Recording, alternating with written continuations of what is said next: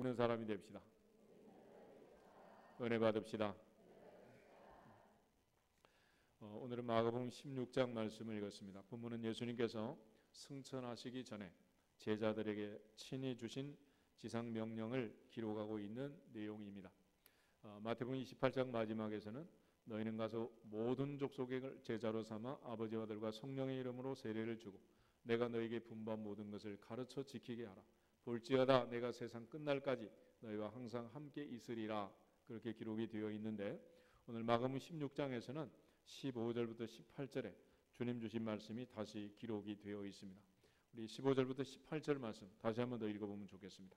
또 이르시되 너희는 온 천하에 다니며 만민에게 복음을 전파하라.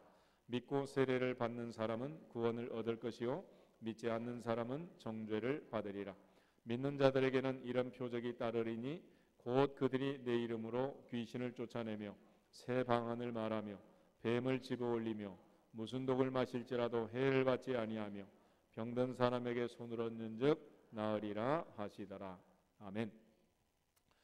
특별히 마태는 마지막 부분에서 예수님께서 승천 전에 주신 말씀을 이렇게 기록해 주고 있습니다. 누가복음 24장 마지막에는 예수님께서 마지막에 이제 주신 말씀은 능력이 입히올 때까지, 성령의 능력이 임할 때까지 기다려라. 예루살렘을 떠나지 말고 기다려라. 그런 말씀을 주셨고, 또 요한복음 20장 21장 마지막 부분에서는 도마의 사건을 기록하면서 믿음 없는 자가 되지 말고 믿음 있는 자가 되라. 믿음 있는 자가 되라. 내가 나를 사랑하느냐? 내 양을 먹이라. 내 양을 치라. 이런 목양의 명령을 주고 계십니다. 오늘 특별히 이제 마가복음 16장에서 예수님께서 이 말씀을 하시기 전에 하신 일이 있는데 11 제자가 음식 먹을 때 주님이 찾아오셔서 그들을 먼저 꾸짖은 장면이 기록이 되어 있습니다. 첫째는 그들이 믿음 없는 것을 꾸짖었고 또 하나는 마음이 완악한 것을 꾸짖었다. 그렇게 기록이 되어 있습니다. 그리고 이유는 예수님께서 살아난 것을, 부활한 것을 본 자들의 증언을 믿지 않았기 때문이다 라고 말했습니다. 오늘 예수님께서 마지막에 강조하는 것이 뭐냐? 믿음을 강조하고 계십니다. 말씀에 믿는 자를 보겠느냐? 참으로 믿는 자를 보겠느냐? 그래서 천하에 다니며 만민에게 복음을 전파하라. 그리고 나서 두 종류로 결과를 얘기해요. 첫째, 믿고 세례받는 사람은 구원을 얻을 것이다. 둘째, 믿지 않는 사람은 정죄를 받는다. 결국 아무리 큰 은혜가 주어지고 하나님의 역사가 나타나도 믿고 믿지 않는 결과는 하늘과 땅처럼 다를 것이다 라고 말합니다. 17절에도 믿는 자들에게는 이런 표적이 따를 거다. 그래서 5가지를 얘기합니다. 믿는 자들에게는 이런 표적이 따른다. 첫째, 그들이 내 이름으로 귀신을 쫓아낸다. 둘째, 그들이 내 이름으로 새 방언을 말한다. 셋째, 그들이 내 이름으로 뱀을 집어올리고, 넷째, 무슨 독을 마실지라도 해를 받지 않고, 다섯 번째, 병든 사람에게 손을 얹은즉 나으리라. 할렐루야. 그런데 이 모든 것이 믿는 자들에게 제한이 된다라고 말씀을 하세요. 제한이 된다. 오늘 예수님께서 이처럼 말씀하시고 성경이 기록하고 있지만 오늘날도 이런 일이 얼마든지 일어날 수 있다고 믿는 사람도 있고 절대로 그럴 리가 없다고 믿는 사람도 있단 말이에요. 그래서 아무리 하나님이 큰 은혜를 우리에게 주셔도 결국 믿지 않으면 내게는 아무 상관이 없는 거예요. 예수님께서 이 땅에 오셨을 때 수없이 많은 기사와 표적인 능력이 나타났지만은 갈릴리 나사렛 사람들, 예수님의 고향 사람들은 예수님을 배척했기 때문에 예수님께서 그곳에서는 소수의 병자만 고치셨고 더 이상 능력을 행할 수가 없었다라고 말씀하고 있습니다. 오늘 하나님께서 우리에게 주신 이 모든 은혜가 믿어지고 또 믿어지고 반드시 믿어지시기를 주의 이름으로 축복합니다. 다시 요한복음 3장 16절 말씀을 찾아보겠습니다. 요한복음 3장 16절. 우리가 흔히 말하는 성경의 요절이다라고 말씀하는 내용인데 요한복음 3장 16절 말씀도 똑같은 원리가 적용이 되는 것입니다. 146페이지 요한복음 3장 16절 말씀 같이 읽겠습니다. 하나님이 세상을 이처럼 사랑하사 독생자를 주셨으니 이는 그를 믿는 자마다 멸망하지 않고 영생을 얻게 하려 하심이라. 아멘. 하나님께서 세상을 사랑하셔서 독생자를 주셨습니다. 이건 온천하 만민 누구를 위해서, 모든 사람을 위해서 다 허락하신 은혜예요. 그런데 이 놀라운 은혜도 제한적이다. 제한적이다. 왜냐하면 그 다음 구절을 보면 이는 그를 믿는 자마다 멸망하지 않고 영생을 얻게 하려 하십니다. 멸망하지 않고 영생을 얻는 사람은 믿는 자로 제한이 된다, 그런 뜻이에요. 그래서 여기서 나온 교리가 이제 제한 속죄라는 교리입니다. Limited Atonement라는 건데, 결국 하나님의 그 사랑이 제한된 것이 아니고, 능력이 제한된 것이 아니고, 구원의 그 모든 역사가 제한되지 않는다. 그러나 혜택을 받는 사람의 범위가 믿는 자로 제한이 된다, 그런 뜻이에요. 그러니까 아무리 하나님이 큰 은혜를 베푸셔도 믿지 않는 자에게는, 믿어지지 않는 자에게는 결코 이 은혜가 주어질 수 없다라는 것입니다. 그래서 그 믿음이라는 것이 얼마나 놀라운 일인지. 그러면 이 믿음은 어디에서 오는 것인가? 다시 로마서 10장을 한번 찾아보겠습니다. 로마서 10장 253페이지 13절에서 17절 말씀까지를 같이 한번 읽겠습니다. 로마서 10장 13절부터 17절 말씀. 누구든지 주의 이름을 부르는 자는 구원을 받으리라. 그런즉 그들이 믿지 아니하는 이를 어찌 부르리요? 듣지도 못한 이를 어찌 믿으리요? 전파하는 자가 없이 어찌 들으리요? 보내심을 받지 아니하였으면 어찌 전파하리요? 기록된 바 아름답도다 좋은 소식을 전하는 자들의 발이여 함과 같으니라. 그러나 그들이 다 복음을 순종하지 아니하였도다. 이사야가 이르되 주여 우리가 전한 것을 누가 믿었나이까 하였으니 그러므로 믿음은 들음에서 나며 들음은 그리스도의 말씀으로 말미암았느니라. 아멘. 이거 잘 보면 17절에 믿음은 어디에서 나온다? 들음에서 나온다. 믿음은 들음에서 나오고 그 듣는 것이 그리스도의 말씀이어야 한다. 그러므로 그리스도의 말씀을 듣고 믿음이 생기는데, 문제는 그리스도의 말씀을 듣는다고 다 믿는 자가 되는 게 아니라는 거예요. 그래서 16절에 선지자 이사야의 외침이 기록되어 있습니다. 주여 주여 우리가 전하는 것을 누가 믿었나이까? 도대체 어떤 사람이 믿습니까? 어떤 사람이 믿습니까? 하나님의 말씀을 듣고 믿음이 생기는데 어떤 사람은 믿고 어떤 사람은 믿지 않습니까? 이게 이사야의 탄식이에요. 그래서 13절부터 15절에 보면은 믿음의 생성 과정을 역으로 기록해 주고 있는데, 15절부터 보시면 보내심을 받지 아니하였으면 어찌 전파하리요? 첫 번째 1단계는 하나님이 복음을 전하라고 보내신 선지자들과 사도들과 복음 전파자들이라는 것입니다. 또 수없이 많은 선교사를 보내서 복음을 전하게 하십니다. 다음 단계는 전파하는 자가 없이 어찌 들으리요? 들어야 믿을 텐데 누가 전파해 줘야 되지 않겠어요? 그다음에 세 번째는 듣지도 못한 일을 어찌 믿으리요? 들어야 믿는데 듣지도 못한다면 어찌 믿겠느냐? 그 다음에는 그들이 믿지 아니하는 일을 어찌 부르리요? 믿지도 않는데 어떻게 부르겠느냐? 그렇지만 누구든지 주의 이름을 부르는 자는 구원을 받는다. 그래서 가장 아름다운 것은 15절 후반에 보면 기록된 바 아름답도다 좋은 소식을 전하는 자들의 발이여 그랬습니다. 그러니까 복음 전하는 이 복음을 듣고 믿고 주의 이름을 부르는 자는 구원을 받는데, 이사야가 복음을 전해보니 모든 사람이 다 그렇게 받는 게 아니더라는 거예요. 또 사도 바울이 로마서 10장에서 이 본문을 기록하는 것은 바울이 이방 선교의 선두에서 이방인의 사도로 복음을 전했지만 모든 사람이 다 믿는 게 아니더라는 거예요. 도대체 어떤 사람이 믿고 어떤 사람이 안 믿느냐? 그래서 바울이 이 모든 과정을 상세히 보니까 믿는 것보다 그 전 단계가 하나가 더 있는 거예요. 에베소서 2장을 한번 찾아보겠습니다. 에베소서 2장 8절 9절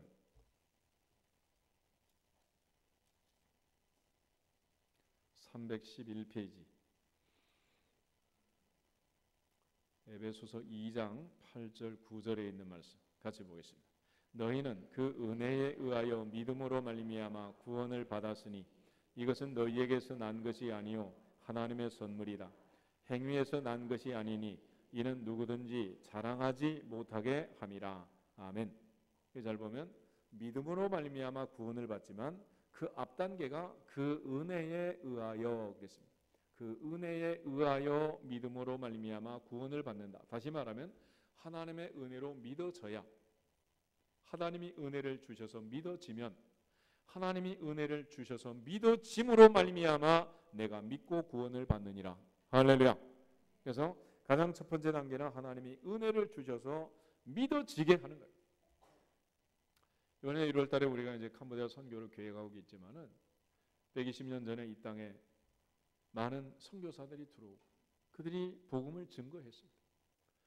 첫째, 그들이 이 땅에 와서 복음을 전한 그 자체가 하나님의 은혜인 줄로 믿습니다. 또 그들이 와서 복음을 전할 때 누군가는 듣고 믿게 된 것, 그것이 바로 또 하나님의 은혜인 줄로 믿습니다. 오늘 이 시간 내가 믿어 이 자리에 앉아있는 이 자체가 또 하나님의 은혜인 줄로 믿습니다. 그래서 바울은 보라 지금은 뭐 할 때요? 은혜 받을 때요. 보라 지금은 은혜 받을 때요. 보라 지금은 구원의 날이다 그랬다. 이 땅에 수없이 많은 사람이 있지만은 복음을 들고 그들이 왔지만은 다 믿는 게 아니었다는 거예요. 그래서 바울이 그 신비를 정리하면서 너희가 그 은혜에 의하여 믿음으로 말미암아 구원을 얻었다. 이것이 너희에게서 난 것이 아니요 하나님의 선물이다 그랬습니다. 그러므로 은혜라는 것은 우리의 공로나 행위가 전혀 들어가 있지 않습니다. 은혜는 오직 은혜일 뿐이지 내가 한 것이 아무것도 없어요.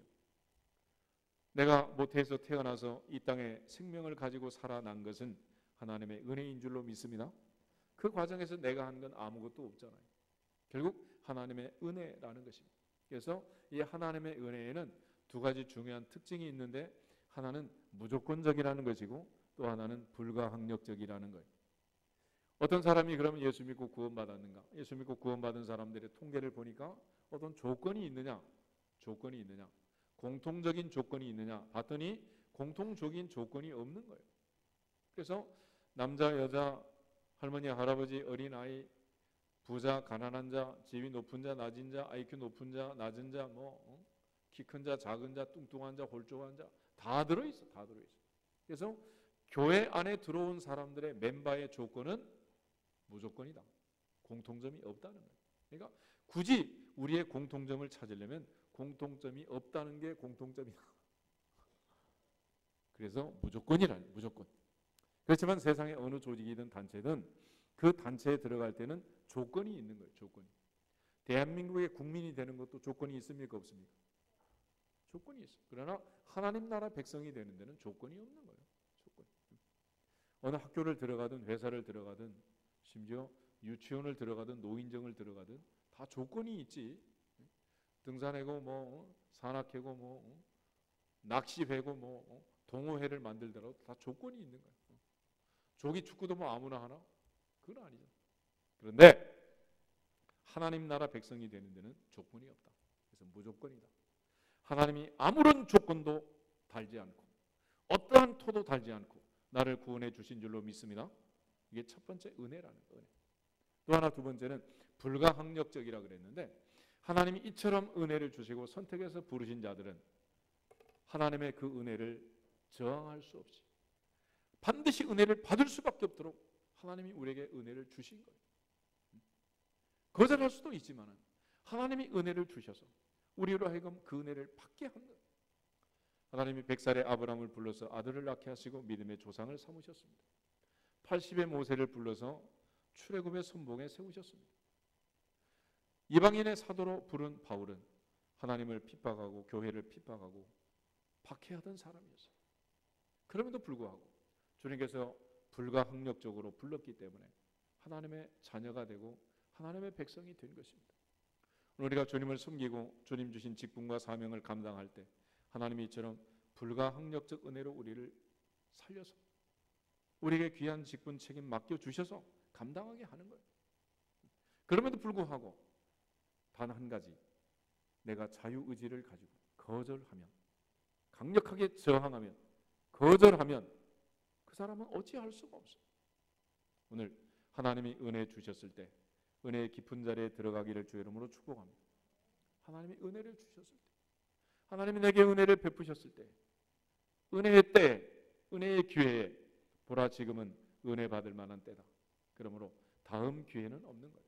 지금 이 시간 이 자리에서 내게 주신 은혜와 복을 누리고 믿음의 선물을 받아 누리기를 주의 이름으로 축복합니다. 그래서 하나님 주신 가장 큰 은혜라는 것은 첫 번째는 기회를 주는 것이고 두 번째는 그 기회를 붙잡고 놓치지 않게 하는 것입니다. 다시 말하면 하나님이 은혜를 주셔서 믿어지게 하고 그 믿음으로 기사와 표적과 능력을 체험하고 하나님의 살아계심을 분명히 믿고 전능하신 하나님을 믿고 주님을 섬길 수 있도록 자녀의 권세를 주신 줄로 믿습니다. 오늘 사도 바울이 우리에게 말씀한 것처럼 예수님 친히 또 말씀하신 것처럼 마지막에 중요한 것은 믿음 없는 것, 믿음 있는 것, 차이가 얼마나 큰가. 도마에게 주님 말씀하실 때 너는 나를 본고로 믿느냐, 보지 못하고 믿는 자들은 복되도다. 제발 믿음 없는 사람 되지 말고 믿음 있는 사람 되라 그랬습니다. 그러면 도대체 믿는 사람, 이 사람들은 뭘 믿는 거고 어떻게 해야 그러면 이런 일이 우리에게 나타날 수 있는가? 어떻게 믿는 사람들에게 이런 일이 있단 말인가?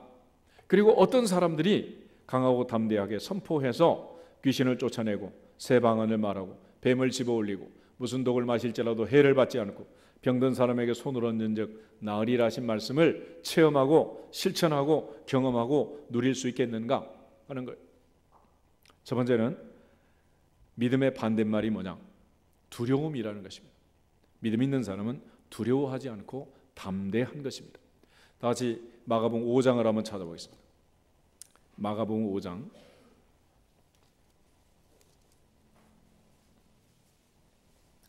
예수님께서 12회를 혈루증으로 앓던 여인을 고쳐주시는 사건이 25절부터 34절에 기록이 되어 있어요. 근데 바로 앞에 21절부터 24절에 보면 예수님께서 회당장 야이로의 딸이 병들어서 그 집에 가서 어린 딸이 죽게 됐는데 그 딸을 살리기 위해서 지금 가고 계시는 거예요. 그런데 혈루증으로 앓던 여인이 와서 주님의 옷자락을 붙잡는 바람에 지체가 됐습니다. 그리고 그 집에서 이제 연락이 온 거예요. 35절, 36절 두 절을 같이 보겠습니다. 아직 예수께서 말씀하실 때 회당장의 집에서 사람들이 와서 회당장에게 이르시되 당신의 딸이 죽었나이다. 어찌하여 선생을 더 괴롭게 하나이까? 예수께서 그 하는 말을 곁에서 들으시고 회당장에게 이르시되 두려워하지 말고 믿기만 하라 하시고 아멘. 두려워하지 말고 믿기만 하라. 두려워하지 말고 믿기만 하라. 두려워하지 말고 믿기만 하라. 할렐루야. 여기서 두려워하지 말라는 말하고 믿기만 하는 말이 같은 의미라면, 그러니까 믿음의 반대말은 뭐예요? 두려움이고 두려움의 반대는 믿음이에요. 그러므로 선포기도를 못한다는 것은 무엇 때문이냐? 두려움 때문에 못하는. 왜 두렵냐? 결과에 대한 두려움이 있어요. 은과 금은 내게 없거니와 내게 있는 것으로 내게 주노니 곧 나사렛 예수 그리스도의 이름으로 일어나 걸으라 그랬는데 안 일어나면 어떡해? 예수 그리스도의 이름으로 깨끗하게 나을지어다. 안 나오면 어떻게 하냐고. 그래서 많은 사람들이 거기에 대한 두려움이 있어요.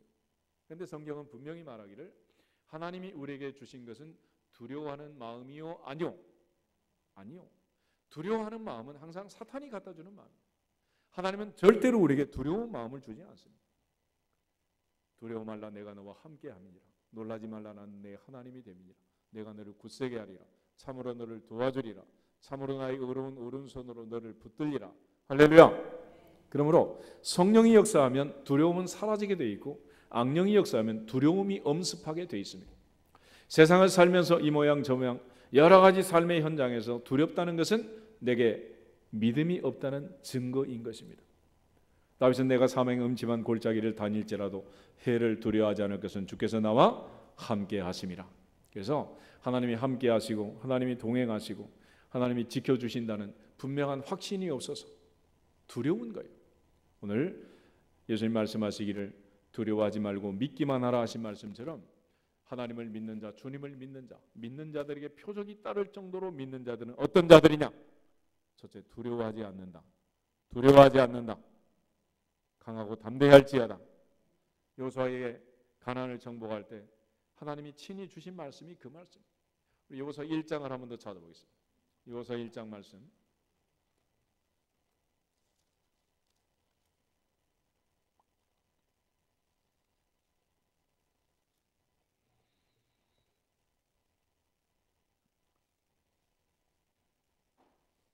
(5절부터) 9절 말씀까지 가서 읽겠습니다. 내 평생에 너를 등이 대적할 자가 없으리니 내가 모세와 함께 있었던 것 같이 너와 함께 있을 것임이니라. 내가 너를 떠나지 아니하며 버리지 아니하리니 강하고 담대하라. 너는 내가 그들의 조상에게 맹세하여 그들에게 주리라 한 땅을 이 백성에게 차지하게 하리라. 오직 강하고 극히 담대하여 나의 종 모세가 내게 명령한 그 율법을 다 지켜 행하고 우로나 저로나 치우치지 말라. 그리하면 어디로 가든지 형통하리니 이 율법책을 내 입에서 떠나지 말게 하며 주야로 그것을 묵상하여 그 안에 기록된 대로 다 지켜 행하라. 그러면 내 길이 평탄하게 될 것이며 내가 형통하리라. 내가 내게 명령한 것이 아니냐. 강하고 담대하라. 두려워하지 말며 놀라지 말라. 내가 어디로 가든지 내 하나님 여호와가 너와 함께 하느니라 하시니라. 아멘. 내가 내게 명령한 것이 아니냐. 강하고 담대하라. 두려워하지 말며 놀라지 말라. 오늘 하나님이 허락하신 우리에게 약속하신 이 모든 은혜와 복을 기사와 표적과 능력을 체험하려면 강하고 담대할지어다. 믿음 있는 자가 될지어다. 믿음 있는 자가 될지어다. 강하고 담대할지어다. 두 번째는 왜 많은 사람들이 선포하지 못하는가? 그것은 결과에 대한 책임 소재에 의해서 내가 책임져야 되지 않느냐라는 생각 때문에 그러는. 그런데 우리가 하나님이 주신 권세와 특권을 가지고 하나님의 자녀의 권세를 가지고 기도해서 응답받는 것은 우리의 능력으로 응답이 받는 게 아니고 응답이 우리의 능력을 통해서 오는 게 아니라 우리는 단지 하나님께서 사용하시는 도구들이고 능력의 통로들이고 결과는 하나님의 손에 있는 것입니다. 그러므로 우리에게는 능력이 있는 게 아니라 권세가 있어요. 자녀의 권세가 있고 하나님은 우리를 통로로 해서 또 다른 사람에게 하나님의 능력을 전하고 그 은혜를 나누고 베푸는 줄로 믿습니다. 그러므로 우리가 할 것은 책임지는 게 아니에요. 만약에 내가 예수 그리스도의 이름으로 깨끗하게 나을지라 안 나오면 여러분이 나를 고발할 겁니까? 나를 끌고 갈 거예요? 그 책임을 나한테 지라고 따질 거냐고? 그러지 않잖아요. 그러니까 결과는 하나님의 손에 달린 거예요. 그렇게 고쳐주시든 고쳐주시지 않든 복을 주시든 화를 주시든 생사와 복은 하나님 아버지 손에 있느니라. 아버지 손에 있느니라 믿어지시기를 축복합니다. 그런데 많은 사람들이 마치 어떤 사람이 말하면 그게 나한테 그렇게 될 줄로 생각하는 그런 어리석은 사람들이 있어요. 어떤 사람은 연초에 토정 비결 본 게 아직까지도 머리에서 뱅뱅 도는 사람이 있다니까. 아니 하나님 말씀을 그렇게 한번 믿어보세요. 하나님 말씀하면 귓등으로 듣고 누가 지나가는 말을 하면 그냥 마음에 새겨가지고 3박 4일 묵상하고 잠도 못 자고 그런 바보 노름을 이제 하지 말라는 거예요. 그러므로 모든 결과는 모든 책임은 하나님만이 질 수 있는 것입니다. 할렐루야. 그래서 우리 모두를 다 주책이라고 해요. 주책. 주께서 책임져야 되는 사람들. 할렐루야. 우리의 인생을 책임질 수 있는 분은 오직 한 분, 그분밖에 없는 거예요. 남편이 아내를 책임지겠습니까? 아내가 남편을 책임지겠습니까? 부모가 자녀를 책임지겠습니까? 자녀가 부모를 책임지겠습니까? 누가 누구를 책임질 수 있겠어요?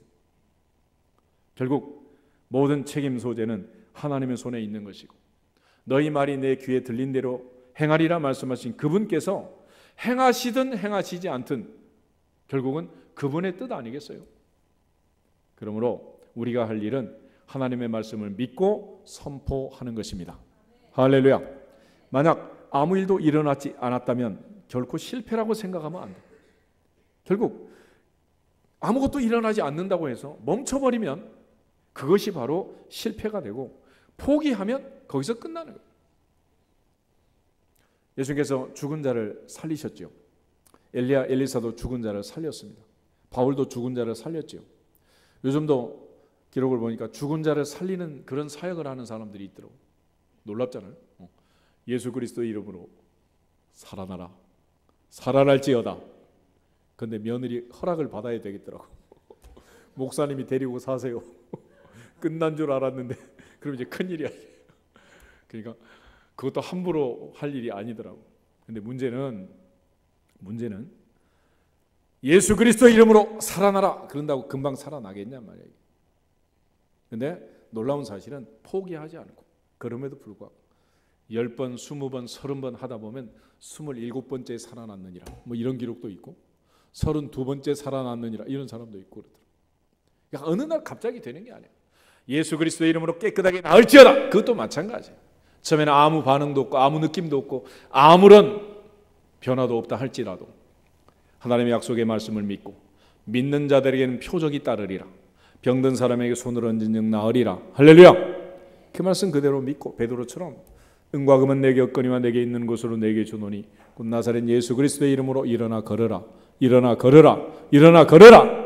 선포하다 보면 결국 하나님께서 믿음을 보시고 하나님이 역사하셔서 하나님이 책임져 주셔서 하나님이 깨끗하게 하셔서 고쳐주시는 때가 임한 줄 믿습니다. 그러므로 우리가 해야 할 일은 기도에 대한 실패 책임이 내게 있다고 생각하면 안 되는 거예요. 극단적으로 말해서 고쳐주시고 안 고쳐주기는 누가 하시는 일이다? 그건 하나님 하시는 일이야. 하나님. 그러므로 하나님께 다 맡겨버릴지어다. 다 맡겨버릴지어다. 너희 염려를 다 맡겨버릴지어다. 맡겨버릴지어다. 이걸 맡기지 못해가지고 선포를 못하는 거예요. 선포를.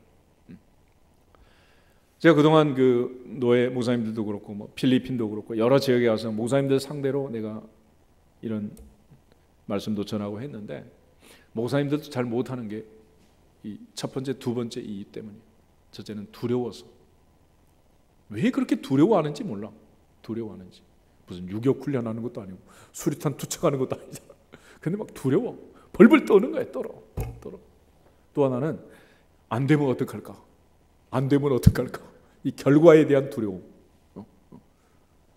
많은 사람 앞에서 하다 보니까 이게 두렵기는 한가 봐. 그런데 그럴 필요가 없다는 거예요. 우리는 예수 그리스도의 이름으로 약속의 말씀을 붙들고 순종해서 선포하면 되느니라. 선포하면 되느니라. 순종하는 거예요. 순종. 그러니까 순종하는 자에게 하나님이 은혜를 주시고 순종하는 자에게 결과를 주시는 거예요. 요즘 어떤 사람들 보면 자격증을 많이 딴 사람 있죠. 20개, 30개 막 이렇게 따신 분들도 있더라고요. 자격증을 많이 따려면 어떻게 해야 되겠어요? 어떻게 하면 되겠어? 시험을 많이 쳐라. 시험을 많이 쳐라. 그럼 많이 따는 거예요. 그런데 시험을 치는 것이 한 번에 쳐서 한 번에 붙으면 좋지만 운전면허증 한 번 따는데도 몇 번 떨어져야 돼? 자기 떨어지고 싶은 만큼 떨어져야 그 다음에 붙잖아요. 그래서 그러니까 그걸 두려워하지 말란 말이야. 나는 최선을 다해서 공부를 했을 뿐이고 떨어뜨린 거는 누가 떨어뜨린 거야? 채점한 그 사람들이 나를 떨어뜨린 거지 내가 떨어진 게 아니잖아. 나는 얼마나 붙으려고 했어. 나는 얼마나 합격하려고 애를 썼냐고. 지네가 떨어뜨린 거지. 사람을 못 알아보고. 그거 아니요? 똑같은 거야. 그러니까 기도하면서도 결과에 대해서 두려워하지 말라. 염려하지 말라. 근심하지 말라. 다 맡겨버릴지어다. 맡길지어다. 아주 극단적인 확신을 가져야 됩니다. 결과는 실패의 책임은 전적으로 누구한테 있다? 그분에게.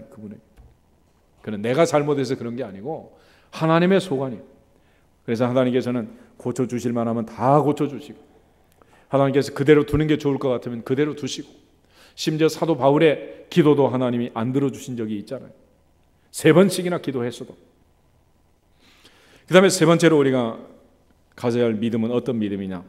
그것은 내가 기도하면 기도 받는 자에게 무슨 일이 일어날 거다라고 믿는 게 아니고 내가 기도하면 신실하신 하나님께서 들으시고 행하실 것을 믿습니다. 행하실 하나님을 믿습니다. 고쳐주실 하나님을 믿습니다. 할렐루야. 하나님을 믿는 믿음이 필요한 거예요.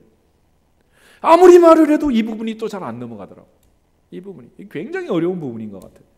마가복음 11장을 한번 찾아보겠습니다. 마가복음 11장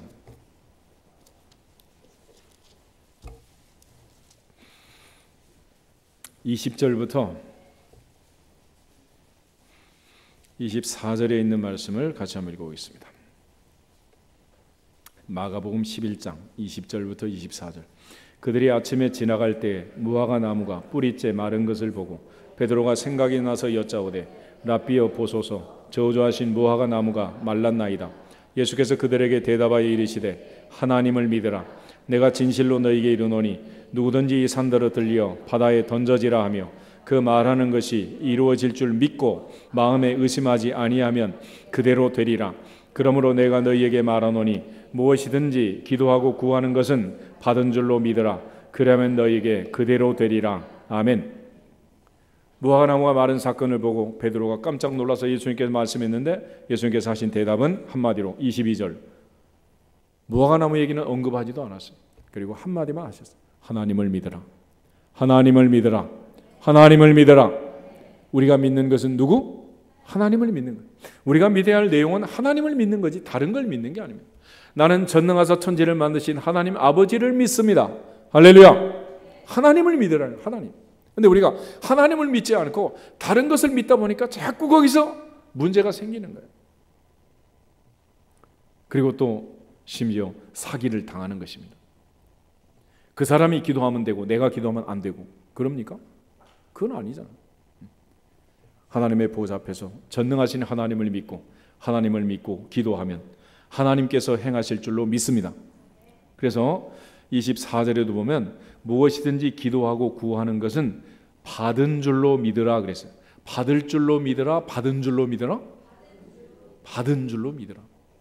고칠 줄로 믿으라, 고친 줄로 믿으라?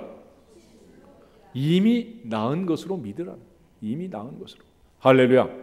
왜냐하면 이미 나를 낫게 하실 전능자를 믿는다는 것은 차차 나을 걸 믿는 게 아니라 지금 이미 나은 것을 믿는 거예요. 우리 찬송할 때 주여 나의 병든 몸을 지금 고쳐주소서, 차차 고쳐주소서. 전국교회가 다 지금 고쳐주소서 그렇게 찬송을 하잖아요. 그런데 놀라운 사실은 지금 고쳐주소서 그렇게 믿고 나서 찬송을 부르고 나서 실컷 기도 끝나고 나면 차차 낫겠지요. 아주 김 빠지는 소리를 하는 사람들이 많아요. 나은 줄로 믿을지어다. 고친 줄로 믿을지어다. 너희 말이 내 귀에 들린 대로 행하리라 말씀하신 주께서 행하실 줄로 믿습니다. 이미 나은 줄 믿고 고친 줄 믿으라는 거예요. 믿어. 심지어 23절에 보면 산더러 들리어 바다에 던져지라. 명령 아니에요. 명령. 산을 향하여 바다에 던져지라. 그렇게 말하는 것이 이루어질 줄 믿고 마음에 의심하지 아니하면 그대로 되리라. 그대로 되리라. 그대로 되리라. 이 모든 일이 어떻게 이루어지는 거냐? 예수님 말씀하시기를 한마디로 얘기하면 누굴 믿으라? 하나님을 믿으라. 그렇게 하실 하나님을 믿습니다. 내가 기도하면 내 기도를 듣고 응답하실 하나님 아버지를 믿습니다. 내가 손을 얹고 기도할 때 병을 고쳐주실 하나님 아버지를 믿습니다. 그렇기 때문에 그 병이 감기든지 말기 암이든지 아무 관계가 없는 거예요. 하나님이 안 고쳐주시면 감기도 약 먹으면 2주일, 안 먹으면 14일 걸려야 낫는다. 그렇지만 하나님이 함께 하시면 말기암도 지금 낫느니라. 지금 낫느니라. 이게 원리가 그렇다. 원리가. 그런데도 불구하고 믿습니다라고 믿음이 있는 척하지만 사실은 전능하신 하나님을 못 믿는 거예요. 전능하신 하나님이 천지를 창조하신 그 하나님이 내 인생을 붙들고 계시고 내 삶을 이끌어 가시고 그분이 나와 함께 계신다고 믿으면 정말 지금처럼 두려워 떨면서 덜덜덜 떨면서 인생을 살 필요가 있겠냔 말이에요. 예배 시간에는 믿는 것 같은데 끝나면 아무 믿음이 없는 거예요. 한마디도 말씀을 안 듣는 사람 같아요. 차라리 집에 있는 남편이 믿음이 더 좋아요. 그분은 그래도 교회 간 사람들이 교회에서 기도하면 뭔가 일어날 거를 기대하고 있어.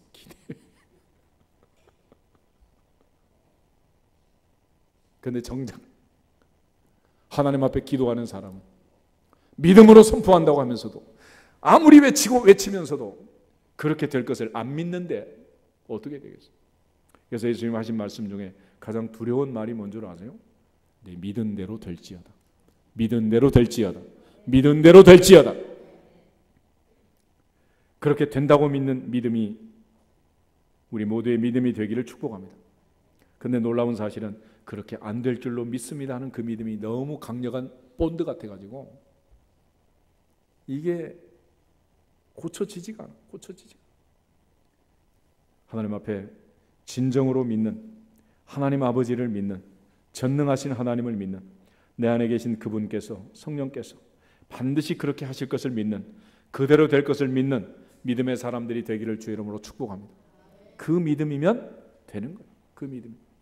그러므로 하나님 앞에 다 맡기고 성령의 임재 속에 선포할 때는 믿으면 되는 거예요. 기도하는 사람도 믿고 기도 받는 사람도 믿고 둘러선 사람도 믿고 다 믿을지어다. 믿을지어다.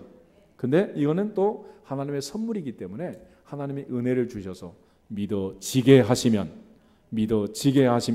믿을 수밖에 없느니라. 믿을 수밖에 없느니라. 그래서 불가항력적인 거예요.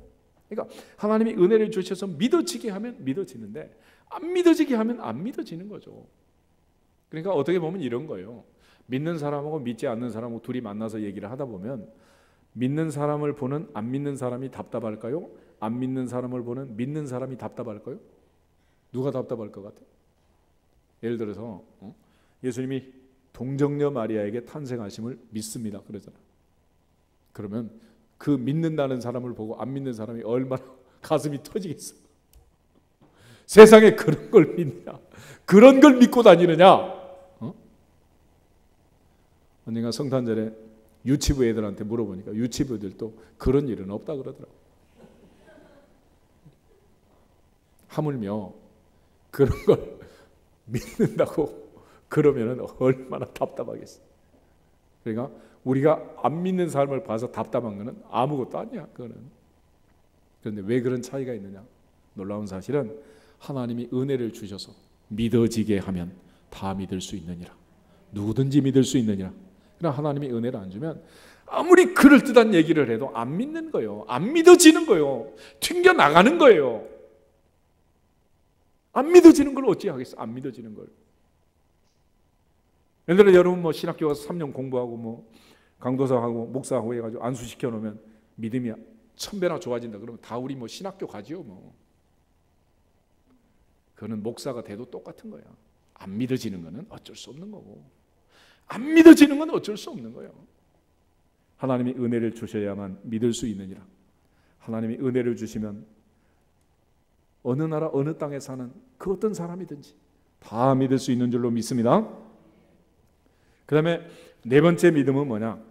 네 번째 믿음은 성령의 임재 속에서 우리가 하나님 나라 일을 하는 거예요. 오늘 시편 139편 말씀을 교동문으로 읽었습니다. 하늘에 가도 거기 계시고 서울의 자리를 펴도 거기 계시고 새벽 날개 치며 바다 끝에 가도 거기 계신다. 이런 걸 성령의 편재라고 했습니다. 편재. 내 안에 계신 성령님, 그건 성령의 내주지요. 그런데 성령의 임재라는 것은 뭐냐면 위로부터 임하시는 성령. 오직 성령이 너희에 임하시면 너희가 뭘 받고? 권능을 받고. 그럴 때 그 성령의 임재가 있어야 한다. 성령의 임재. 요한복음 14장을 찾아보겠습니다. 요한복음 14장을 보시면 예수님께서 마지막 다락방에서 제자들에게 주신 말씀인데 11절, 12절 말씀. 요한복음 14장 11절, 12절.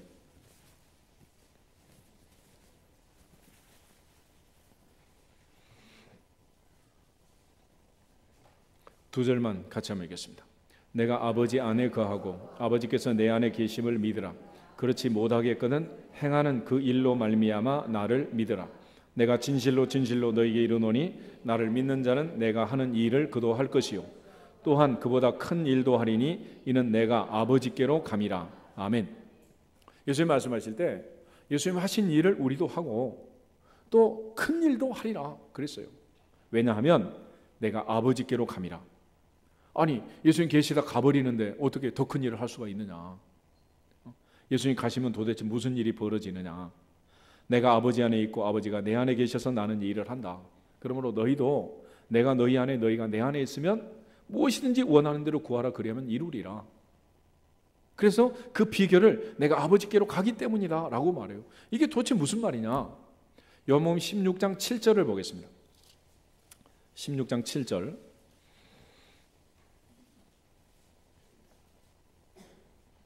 같이 읽습니다. 그러나 내가 너희에게 실상을 말하노니 내가 떠나가는 것이 너희에게 유익이라. 내가 떠나가지 아니하면 보혜사가 너희에게로 오시지 아니할 것이요 가면 내가 그를 너희에게로 보내리니. 아멘. 예수님이 아버지께로 가면 드디어 누가 오신다? 성령님이 오신다네요. 성령님이. 이게 바로 오순절 사건이고 이게 성령의 임재 사건이고 이게 바로 성령의 놀라운 역사가 여기서 일어나게 되는 거예요. 그러므로 우리가 하나님 앞에 기도할 때 특별히 성령의 임재 속에서 기도할 수 있기를 주 이름으로 축복합니다. 하나님의 영이 늘 나와 함께 계신다.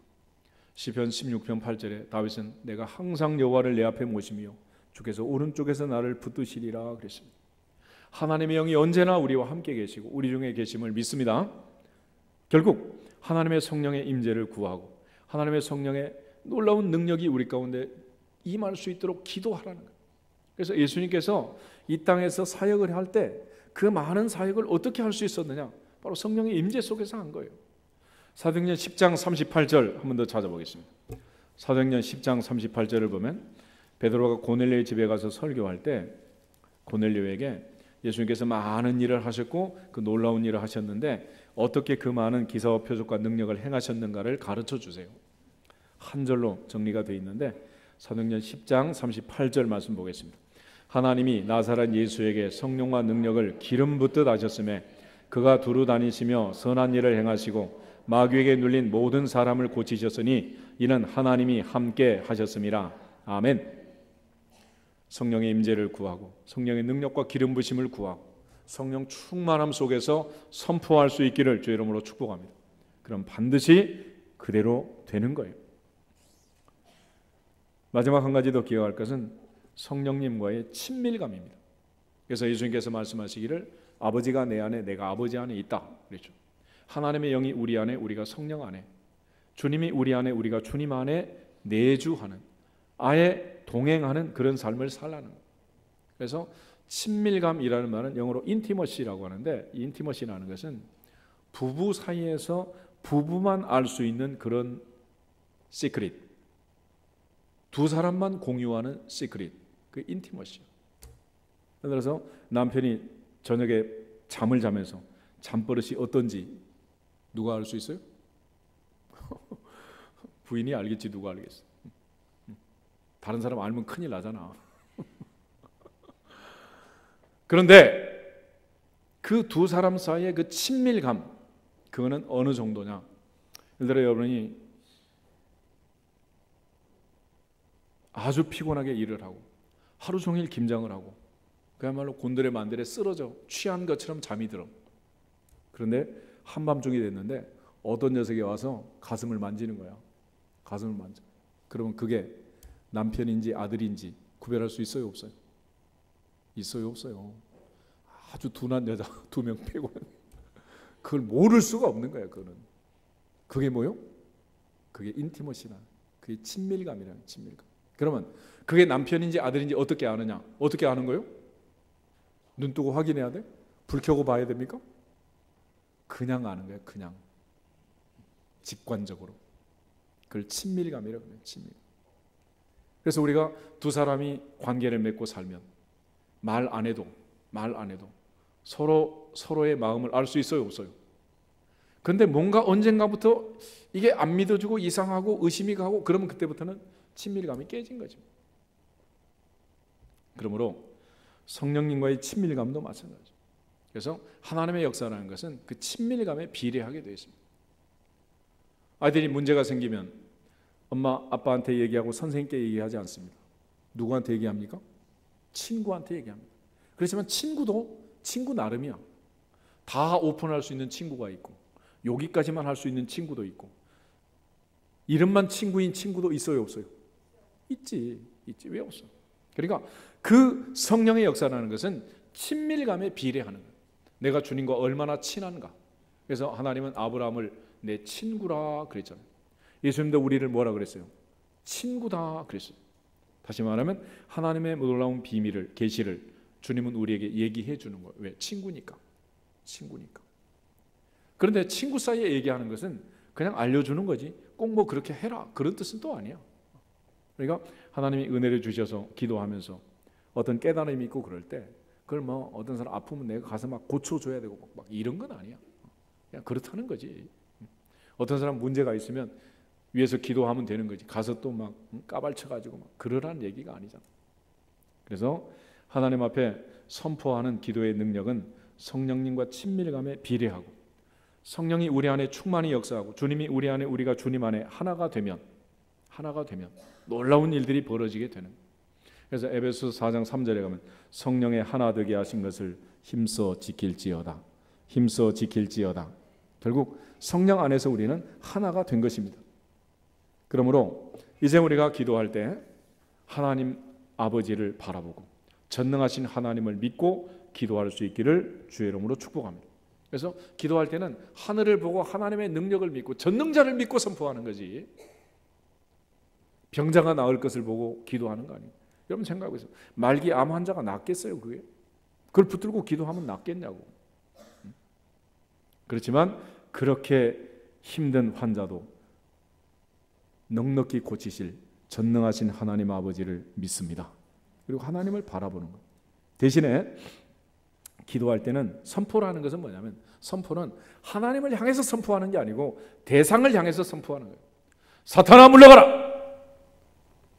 선포하면 사탄을 향해 선포하는 거지 하나님을 향해 선포합니까? 믿기는 하나님을 믿고 선포는 사탄을 향해 선포하는 거예요.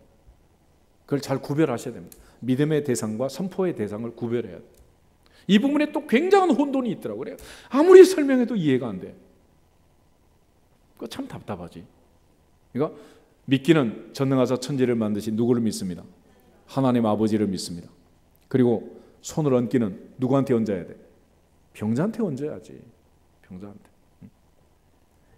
그러면 전능하신 하나님이 들으시고 내가 손을 얹은 병자의 병을 고치실 줄로 믿습니다. 할렐루야. 그게 중요한 믿음의 메커니즘입니다.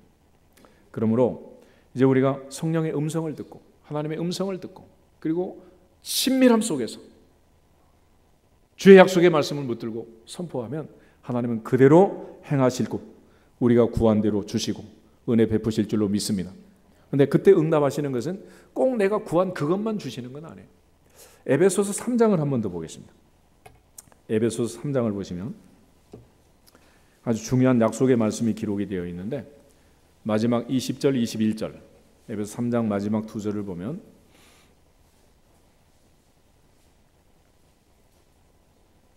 가지겠습니다.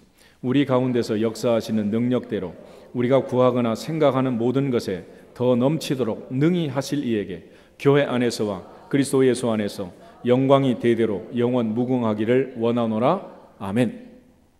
이 보면 하나님께서 우리에게 주시는 능력이라는 것은 내가 구하는 것, 생각하는 것 그것만 주는 게 아니고 더 능히 넘치도록 내가 생각하지도 못하고 구하지도 아니한 그것까지 넘치도록 부어주시느니라. 믿어지기를 축복합니다.